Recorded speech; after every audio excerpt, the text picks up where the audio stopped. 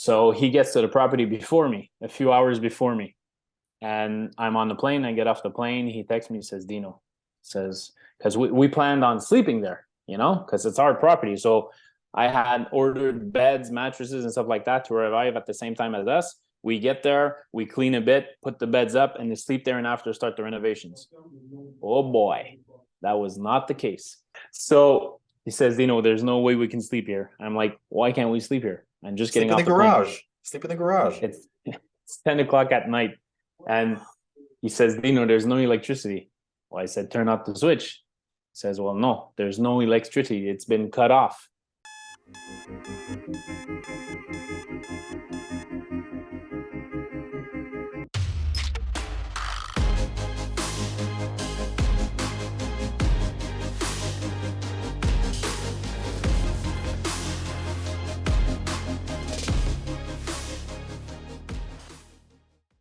Hello, and welcome back to the Very Real Estate Effect podcast, a show dedicated to real estate investing right here in Quebec. And today, I am very happy to have a guest from Quebec, a guest from the South Shore of Montreal, just across the river. How's it going, Dino?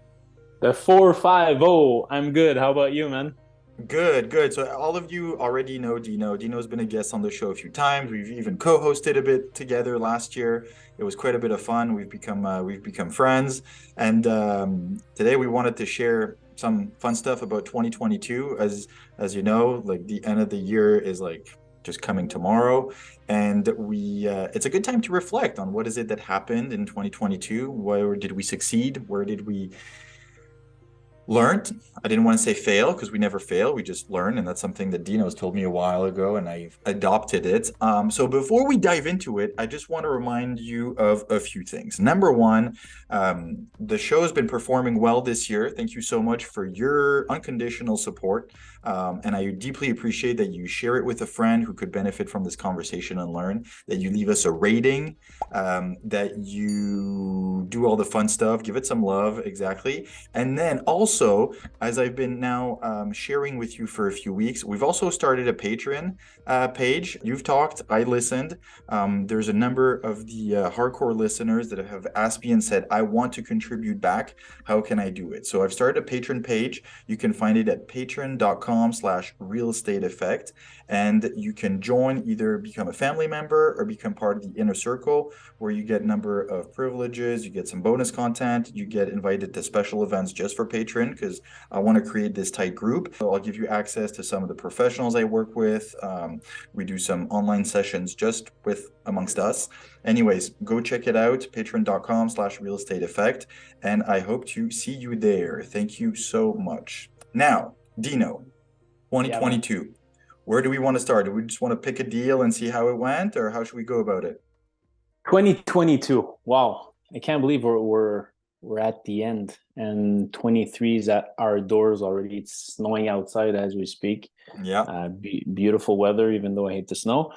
But I mean, let's reflect on 2022. 2022 for me was a year of learning in many ways. Was a very difficult year for a lot of people.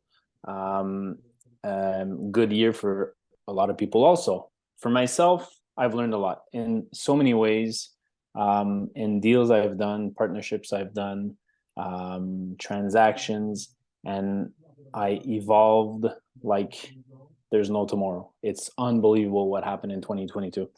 So I don't know. So We can pick a deal if you want. yeah, let's pick a deal. I know you had been working on some stuff in Florida. How is that going? Because you started, I think, in like end of Yeah. 2021. Where is that So, now? so yeah, we purchased a property in Florida. Obviously, I do a lot of Airbnb here in Quebec, but I wanted to expand and I wanted to go in Florida for many reasons. Because first of all, I love Florida. I love the weather, the palm trees, and I don't really like summer, so it's like an escape in the winter. But I also know that Airbnbs are pretty good in Florida also. Um, I didn't want to go like on east side, like everybody's investing on the east side. I know that there's a lot of money to be made, and It's a nice area. I've been there many times, but I decided I wanted to go on the West Coast. So we decided to buy a duplex in Florida, in Englewood, which is between Tampa Bay and Fort Myers. And the reason why I bought the duplex is knowing that we could do Airbnbs over there in that area, specifically in Charlotte County. I had a tenant on one side that had a long-term lease and a tenant on the other side that had a month-to-month lease. So for me, I knew I could ask that tenant to leave and keep the one on the other side for long-term. So for me, I can taste, feel, experience the Airbnb being remotely in that area, new sector, new country. So it was like a safety net. Yeah. So we decided to purchase that in September of 2021. And we just finalized the transaction 2 weeks ago. I mean, we've bought it at that time, but so many stuff happened in between. Okay, whoa, there's a lot. It. Okay, so we're now like end of 2022 and you're finalizing the transaction. Like, what do you mean by that? Because you notarized back in September 2021. Where do I start? Let's go chronologically, man. What happened?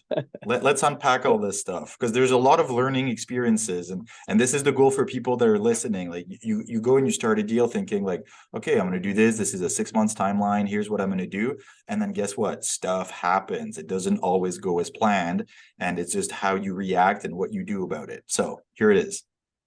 I agree. And you know what? I'm the type of guy that I take a lot of action, and I'm like, commit to it and figure out later. But even being that way, I'm still the type of guy that's going to educate myself. And knowing that I say, okay, I want to buy something in Florida. Okay, you've never done this. So let's educate ourselves. So start listening to podcasts, looking on YouTube, looking at Florida groups on Facebook, and asking questions, trying to build myself a team, a network, and stuff like that. I even took a training here in Quebec from a coaching facility that they show you how to invest in Florida.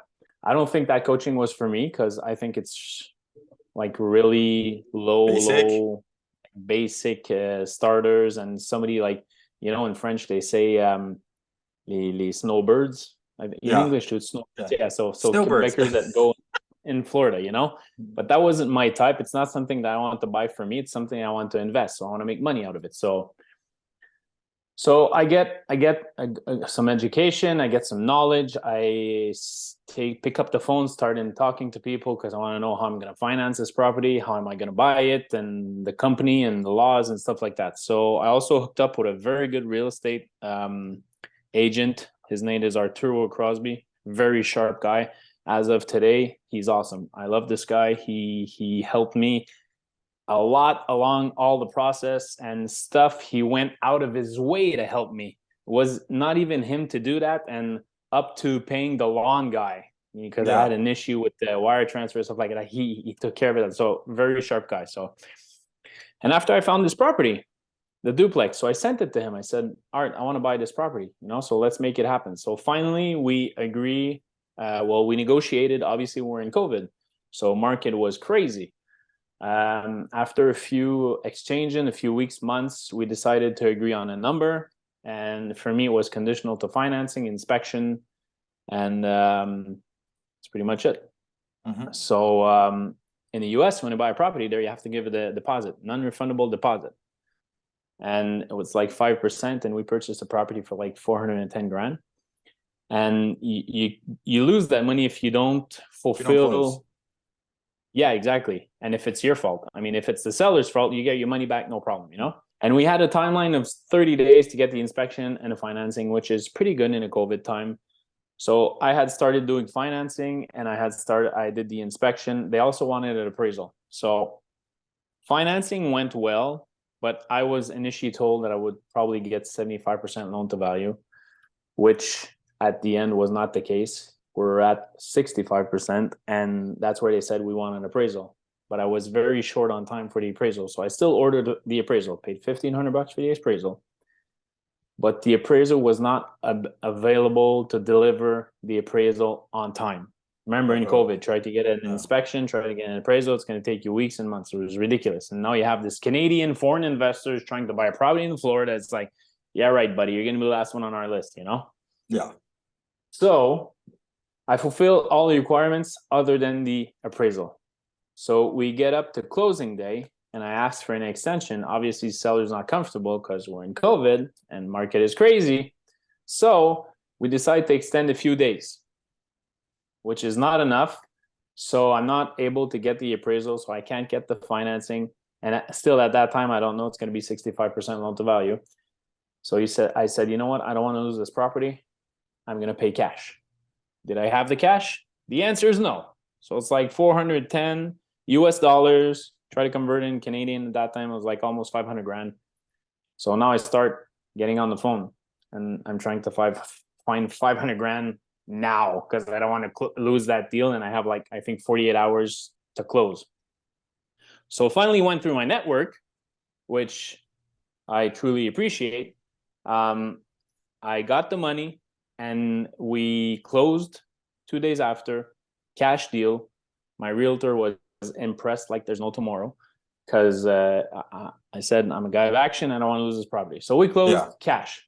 But the problem is when, and this is a problem I figured out later down the road. I'm like, reaction, I don't want to lose property. So get on the phone. Okay, you're going to lend me 100 grand. You're going to go 150. You're going to go 100. You're going to go 75, So I get all the money, but from like 5 or 6 different people. And only one appeared on title because the other one were a JV that didn't want to be on the title. We're comfortable with that. So we notarized. Everything's nice. La vie est belle. We get the property. So I speak with the tenants, introduce myself. Left side, I said, look, unfortunately, I'm gonna ask you to go. This is like October. And I tell them, look, I want you to leave. It was supposed to be December, but I'm like, come on, man, it's Christmas. They're gonna be moving. Yeah. So that's on the unit that's month to month. Yeah. So after Christmas, I asked them, look, January, I would like you to leave like the 3rd of January and we'll come in and we'll start renovations. Because I bought the property on pictures, on videos, and like a few months go by. Obviously, the tenants leave. My partner and I, we drove down with our construction team because we wanted to do renovations ourselves. Oh boy. So he leaves a few days earlier with his trailer and RV and stuff like that. And I fly down because I was going there a few days later and they're leaving on vacation after, So he gets to the property before me, a few hours before me. And I'm on the plane. I get off the plane. He texts me, he says, Dino, says, because we planned on sleeping there, because it's our property. So I had ordered beds, mattresses, and stuff like that to arrive at the same time as us. We get there, we clean a bit, put the beds up, and they sleep there and after start the renovations. Oh boy, that was not the case. So he says, there's no way we can sleep here. I'm like, why can't we sleep here? I'm just getting off the garage. Sleep in the garage. It's 10 o'clock at night. And he says, Dino, there's no electricity. Well, I said, turn off the switch. He says, well, no, there's no electricity. It's been cut off. I'm like, fuck, what the hell am I going to do? And he says, the property is a shit show. It's dirty. It's disgusting. And there was no electric. And when you buy property in the US, they come with all the appliances, like the fridge, microwave, stove, stuff like that. So imagine the fridge, there was like a few items of food left, but there was no electricity for days and weeks because the tenants left earlier. So he comes and pick me up at the airport. I'm like trying to figure this out. It's 10:30 at night. I'm calling my realtor. I'm like, how the hell do I get electricity here? So they'll be on 10:30 at night. I said, I can't log in. Why? Says, try to create an account, blah, blah, blah. So I go like on Hydro. It's called Florida Electricity. Hydro? Yeah, something like that. So I call, obviously nobody answers, but I log in as a customer. And next thing you know, I'm able to pay the bill. And once you pay the bill, they turn on the electricity, but they say it could take like 24 to 48 hours. I had to pay $650 of electricity because she didn't pay a few months back. Classic. So you know what? Reaction, I pay.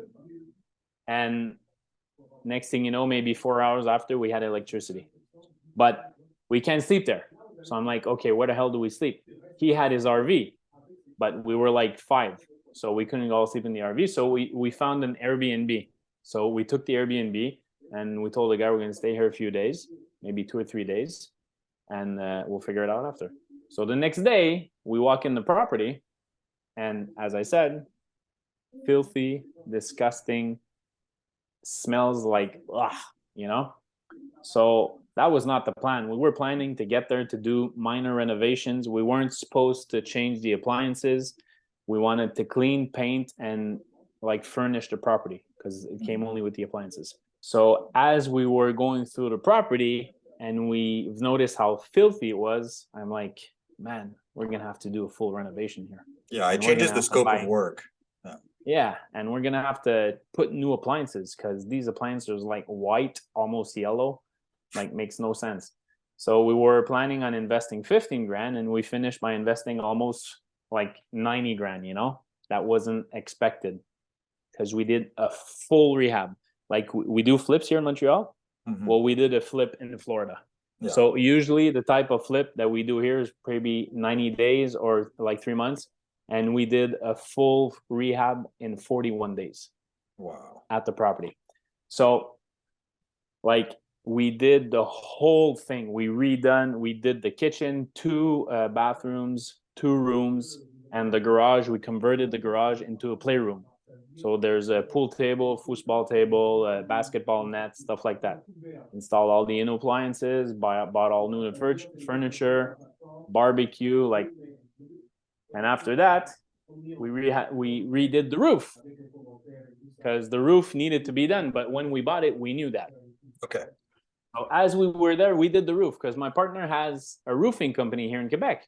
So like we have all the tools, we have all the knowledge. We'll do shingles. Together, you know? Shingles. Exactly. Yeah. Okay. So I'm expediting this because we could talk like for hours for this transaction, but we did the full rehab. I did a bit of like paysage map, put some flowers and stuff like that to be nice. We did the new roof, but we were at the end now, like on the 40th day when we did the roof. And other than that, you couldn't see we were doing renovations, you know, because in the US they have waste management. You have the containers, but they sell like huge bags, like probably 15 feet long by 8 feet wide, and they sell it's big, like 6 by 6, and you buy at Home Depot and you unfold it. Like, it's all in your backyard, and after there's a guy that comes with his shovel, picks it up, puts it in the thing, and that's all. So nobody saw we're doing renovations, and we didn't even think of going to get a permit because first of all, I wasn't expected to do that, and second of all, I was like, it's my property, so I can do what I want with it. Yeah, you know? So we get there, we do the shingles, the roof. Now we order a container, small container. So the container, he drops it off on the property in the front of the house, and we did the roof like in 1 day. Yeah. So shingles, remove, new, boom. Yeah, and they were supposed to pick it up the same day, but they didn't come the same day. They had to come the day after. And in the meantime, the city passes by. And the city's like, oh, what's this? So they stop by, and I'm at Home Depot buying equipment, and my partner calls and says, Dino, city's here. I'm like, what the hell do they want? He says, I don't know, but I know they're taking pictures. That's for sure. But you're just redoing the roof at this point, right? Exactly. Everything's done inside. So I'm like, okay. So I get down there. Obviously, I'm too late. And we wanted to do a fence at the same time. So we started doing the fence in the back because it was a duplex. So we wanted to do a fence around and separate the middle. So our Airbnb would be like intimate. Exactly. So I said, you know what? Just to make sure, I'll go to the city to make sure everything's fine and we don't have trouble. So I get to the city. I'm like, hey, I'm redoing my roof as we speak. Can I get a permit? She says, no problem, sweetheart, the lady at the city, you know? So what's the name, address, blah, blah, I come out. I start filling up the paperwork. She says, you have to go across the street, get this signed by a notary. It's going to cost you $20. Once the notary signs, you come back here and blah, blah, blah. So I do everything. I get back. I have to take another number to wait. And again, took me 3 hours at City Hall, but I'm excited. So I meet the new lady. This lady was not as nice. So I sit in front. I said, "Hi, I want a permit to get a fence and a roof." She says, "Okay, no problem. You have your paper?" Yeah, I look at the show her the paper. She says, "Oh," she says, "this is a company that holds this property." I'm like, "Yeah, it's my company." "Well, you can't get a permit." "And why not?" "Well, because you need to hire a contractor. Because a company, like when it's commercial, you cannot do your own work. You have to hire a third party to do it." I'm like, "Okay. Well, you know what? I'm Canadian. I'm from Canada, and I'm taking my flight tomorrow at 4 p.m. And like this needs to be done before I leave. Like, is there a way that we can maybe, arrange something?" Or, "No, that's not the way it works. So you're commercial, you need to hire a contractor." Okay. So you know what, Madame, whatever her name was? I mean, I'm sorry, but the roof is already done. I Yeah. didn't know I needed a permit. And anyways, you guys came, you took the pictures, you already know. So I'm not hiding nothing. Can I just get the permit? Tell me how much it's going to cost. I'm going to pay it. Yeah. If there's an extra tax or whatever because I did it the wrong way, I'll pay it. I understand. I'm fault. She says, "No, that's not how it works. You want your permit? You need to hire a contractor." Well, I said, "It's done." "Well, you know what? You're going to have to hire a contractor. The contractor is going to have to hire a building engineer. He's going to have to go on the property, look at your roof, and take off a few shingles to make sure it's done properly. He's going to put his stamp. With his stamp, the contractor can come at the city hall and get the permit. That's how it goes." I'm like, "Okay, but I'm taking my Whoa. plane tomorrow at 4. I'm like, "I can't do this." "Well, too bad." Oh God. So you know what? I called my partner. I said, "Look, man, she does not want to cooperate. I think you should stop the fence as we speak, not Yeah. to dig our grave. So we stopped the fence, but I mean, everything was done. What do you want me to do? Yeah. So I come back at the property, and seriously, my plane was the next day at 4 o'clock. I mean, we've been there for 40 days, man. I'm like, Yeah. I gotta I've go had home now. enough. It's been over And a month. I gotta go. hey, not seeing my kids for over a month, I was going crazy. I was unexpected, and like people say, "Oh, you've been 40 days in Florida." Bro, we've been working from 8 in the morning to like 10 Yeah. at night every friggin' day. We went at the beach twice for 15 minutes just to say, Yeah. "Oh, we put our foot in the sand." Anyways, so we go back home, hired a management company, short-term rental, and so they go in, take pictures and stuff like that. And I'm like, "You know what? We need a fence. This property needs a fence because you have to have intimacy for the Airbnb, and you have long-term tenant, plus they have dogs." I mean, we flew down 2 weeks after, me and my partner. We rented a car and we went and put up the fence. So still with no permit. I know, my bad. I'm like, I'm already in shit. So so the Airbnb starts, and this is around spring break. So obviously the property is put on the market with spring break at our doors. So obviously we're renting it like crazy. Like the month of March was rented Yeah. 27 days out of 30. I was Wow. so happy. And if we talk about the property management, which is Vacasa, which they've been around the block for many years and they're international. I did not like that my experience with them, and I chose them because of their reputation, but not a long time after I fired them, because like for Vacasa, I was like a grain of salt in the Yeah, of ocean. course. Yeah. So at the beginning, it was the like honeymoon and new property. Let's give this guy some business. First month is booked. Like second month, I have maybe a weekend or two. I'm like, "Hey guys, Yeesh. what's going on?" Hmm. Like I sent them new pictures with the fence and stuff like that to like improve, and they didn't put them down. And I'm like, in the meantime, I'm working on the refi, you know. So I deal with this guy, and all the refis I've done, I spoke with somebody which I was referred to. So I speak with this guy. Said, "Look, this is a situation where Canadians, we have a Canadian company that holds a U.S. company that bought a property in the U.S. and we want to finance. So we don't have credit history in the U.S. and it's the only property. It's our first one. But can you guys finance this?" "Yeah, no problem." I said, "How much can I expect loan to value?" Well, it says, "You know what? We can go up to 80, but in your case, maybe 75. And if we're not lucky, 70. So I'm like, okay. That So works. I send all the paperwork that he needs. Obviously, English country and company. So, and all my documents are in French. because we're in Quebec, Canada. So I'm like, this is in French. So he says, okay, it shouldn't be an issue. So down the road, finally it's an issue. So I have to get all these legal documents translated by an official translator. Yeah. Yeah, exactly. So it cost me thousands of dollars to get all these documents in English, sent to this guy.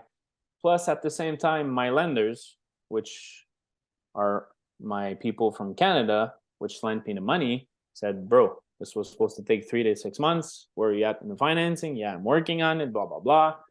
So it's been already almost 6 months, you know. Finally, to get with this guy, financing only 65 loan to value. I'm like, that's not what you told me. That's not what I'm looking for, you know. So after I found out that Desjardins does commercial, I spoke with Desjardins, did the process with Desjardins. They said, we don't want to finance you because it's too complicated, and they thought I was laundering money. Seriously, he told me that on the phone. He says, the way you brought all the money together, says there's no way you're laundering money.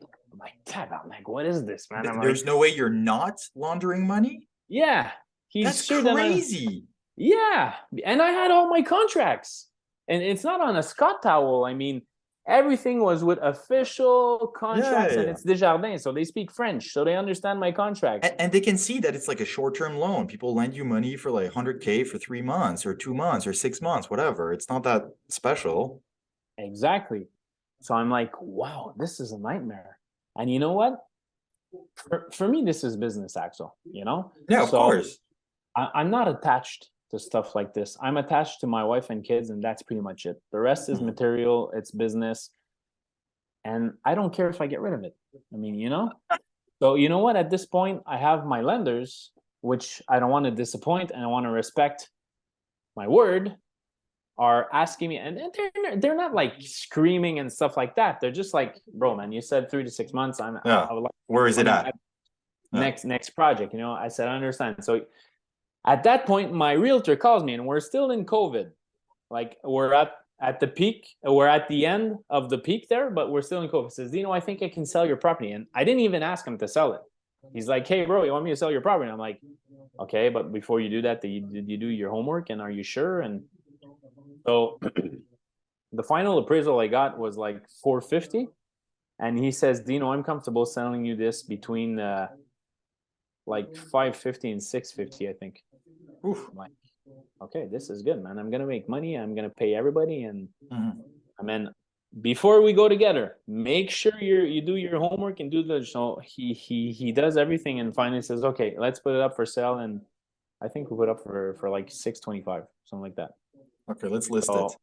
Yeah, and at that point, since I listed it, and in the meantime, I fired Vakaza, by the way, because okay, so you're not making revenue anymore. Not anymore, and I couldn't really do it when it was the property was for sale, because you get I mean, it could be done, but it's complicated a bit. But I fired Vakaza because at the end I've noticed that my properties weren't even on Airbnb or VRBO, because I was like, each few weeks I was like challenging them. I'm like, where are my rentals? I'm renting like once or twice a week. Makes no sense. It should be better than that. The numbers that when I did my due diligence were like occupancy of 50-60% or something. I look at the all the revenue all year long. I mean, if it's 50, 40, 30, 8, 90%, I don't really care, because it says 50 grand, it's going to be 50 grand. And when I did my homework, it was 50 grand. And when they did their homework, they were a little bit more than 50 grand. So I said, you know what, 50 grand, I'm happy. But we were not on those projections at all. So I'm like pushing them. And at one point I've noticed that my properties weren't on Airbnb, VRBO. I lost it. I totally lost it. So I fired them, put the property up for sale. I said, you know what? We sell this, repay everybody. It was a nice experience. Next suivant, we'll buy another one. Who cares? Put the property up for sale a month or two. Now COVID's dead. Market is going down like we're going through. We went through here. So like the realtor says, bro, I'm sorry, man. We have to put down the price. I'm like, tap out. So a few weeks after, boom! Hurricane hits. So hurricane hits Englewood, Fort Myers. Oh my god! That's actually why I don't invest in Florida. But yeah. On my street, there is only 4 properties left standing. Oh my god! My property is one of them. So thank God. New I'm roof. so happy. Yeah. But you know what? Like in the process, like you see on the news, hurricane, you see all this water flooding and cars underwater and stuff. I'm like, oh my God. And I'm speaking with my tenants. I'm like, is everybody okay? They're not even there no more. They had to evacuate. They're gone like a few hours further at their parents. I have no clue what's going on at the property. And obviously I can't fly down. Airport is closed. And so I'm like, wow. So during a few days, like this storm goes by and they can finally come back to the property, and look what happened. Finally, a few trees fell, and I had a few trees that fell on the property. And that's where I said, fuck, there's damage on the roof. I'm going to have a new roof with a permit. And no more fence. The fence flew. They're like, but you know what? The trees that fell on the property, they just like were hanging on them. Like no damage at all. Wow, lucky No you. damage in the property. And outside of the property, I have like a few things that were Minor damaged. stuff. Yeah, and the fence that was gone and stuff like that. So I'm like, wow, because our deductible is like crazy. My deductible for a storm is like $25,000, I think. So I had to hire a tree company to come and put these trees down. So it cost me like $5,000. Obviously, you're in a hurricane. People are going to say, yeah, it's $5,000. And say, hey, bro, that's too much. You're going to say, well, look somewhere else. Exactly. And even at $5,000, I can come in 10 days. Yeah, exactly. So anyways, paid $5,000, took 4 days. Wasn't so bad. And okay, so what happened after? Like, did you sell the place? I did not sell the place. So with all this shit that went through, obviously I took it off the market because I mean with the hurricane, no more houses and stuff like that. So I'm like, okay. And during the hurricane, I was in the process of refinancing. And at one point I'm like, okay, I'm gonna have to accept that 65% loan to value. And I'm gonna have to leave money in the transaction, which was not the case. Yeah. So we did the refi. We went with a B lender. It's like a private lender, but a bit less greedy than what we have here. So I got a B lender, which they did 65% loan to value. And funny enough, he said we're gonna get the property appraised. So I said that I have an appraisal I got like a few weeks ago. He says, no, we'll use ours and we'll pay for it. Obviously, I had 450. His appraisal came out at 390. Well, why do you think? Oh. So 65% of 350. Anyways, you know what, Ax? At that point, I mean, all my lenders were repaid. Everybody was happy. We finally got financing on the property, which is very low, but at least I get that, and it's interest only, and I get this for 18 months. So the way I look at it is that now it gives me time to stabilize the property. Yeah. So when I'm going to go at the bank in 18 months, I'm going to knock on Desjardins' door, give you an example. Hey, buddy, this is a refi. And no, I'm not laundering money. You see, it was financed. Yeah.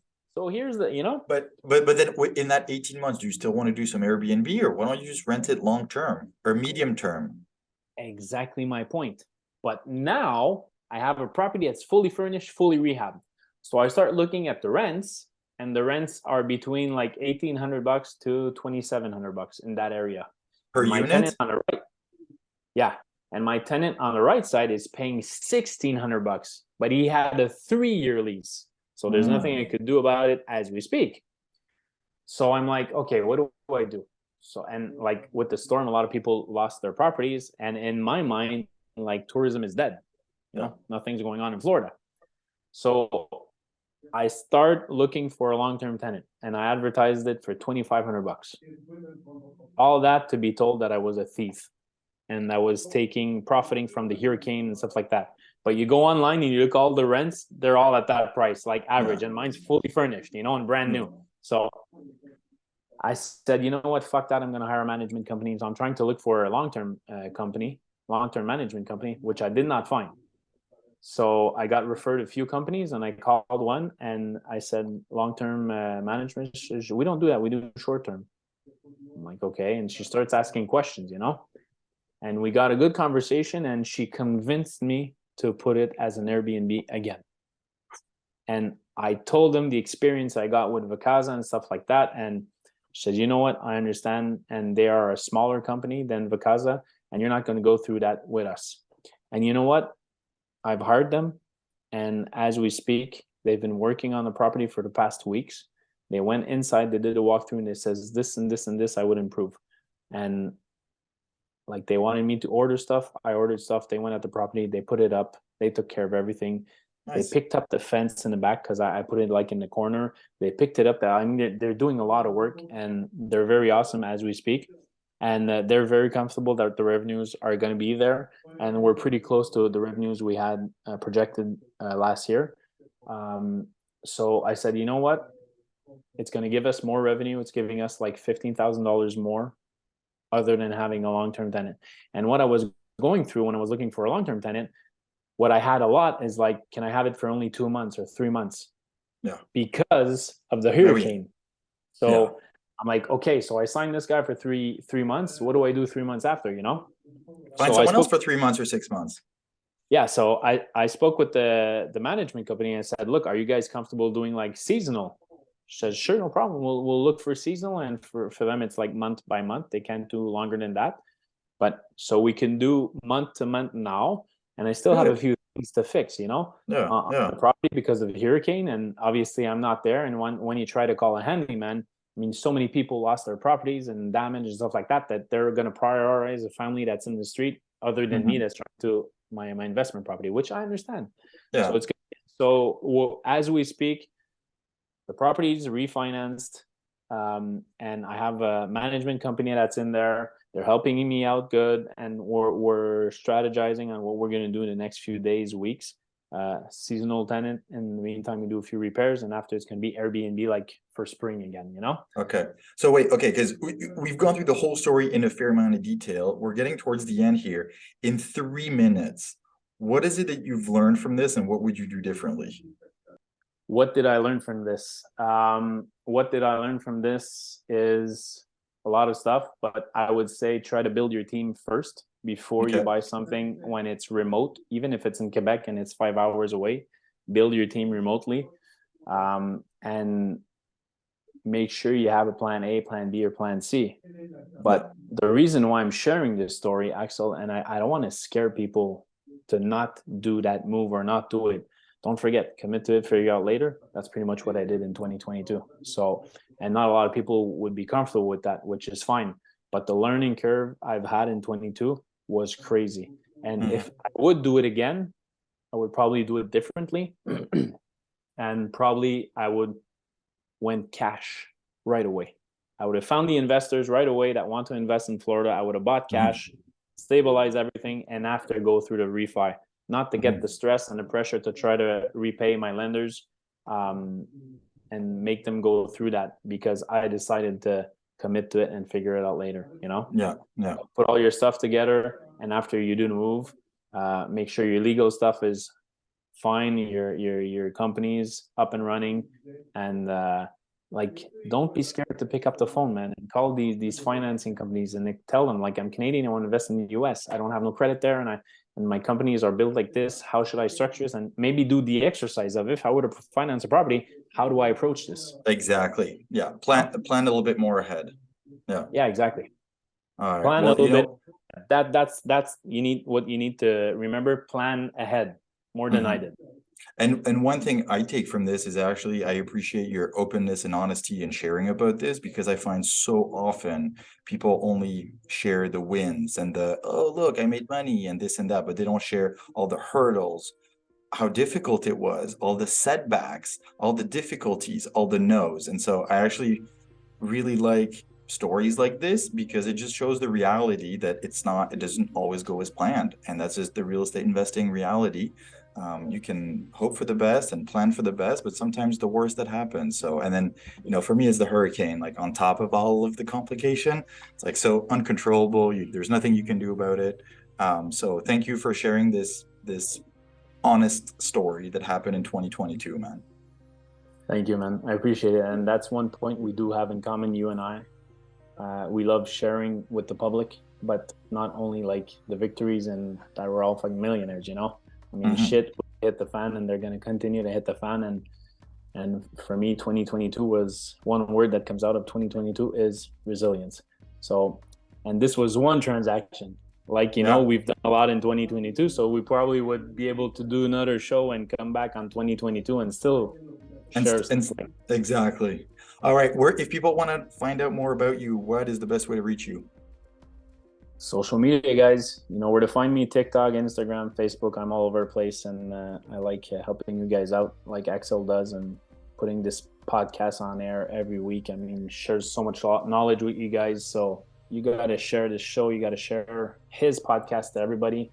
A lot of golden nuggets and knowledge in these shows. So reach out. All right, thanks, man. I really appreciate to everyone listening. Thank you for tuning in today. If you've enjoyed the episode, leave us a rating, share it with a friend, keep listening, and most importantly, get educated about real estate investing, research your market, and go make some offers, get into the action. Thank you for tuning in, and we'll talk to you next week. Signing out.